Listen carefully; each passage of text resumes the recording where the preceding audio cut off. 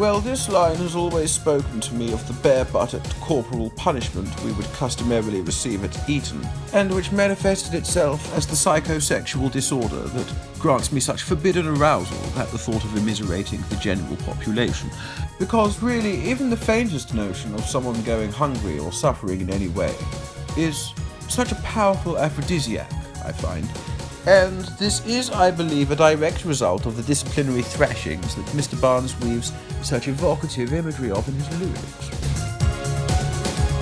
Well, here I sense that Mr. Barnes is making efforts to alert us to the cultural Marxism that poses such an existential threat to the quintessentially English, delightfully Wodehouseian way of life that we've tried perfectly well to impose on the rest of the world, who, it has to be said, have not always had the common sense and good breeding to see it through to its absolute ideal of vicious cruelty, laced with splendid wordplay.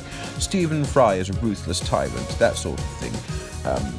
But it is commendable of Mr. Barnes to warn us of the perils presented to us by an elite cabal of Jewish intellectuals looking to overthrow our very way of life by revving up black people with silly notions of systemic racism, which, as I was telling my friends from the Alternative for Deutschland party just the other day, is sadly all too typical of their insubordination and lack of gratitude. I mean, we had the Dizzy Rascals playing at the Olympics, what more do they want?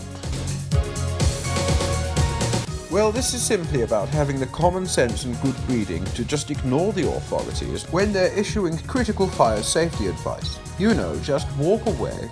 Of course, one must be a slavering adherent to authority in all other situations, but this is very much the exception that proves my rule.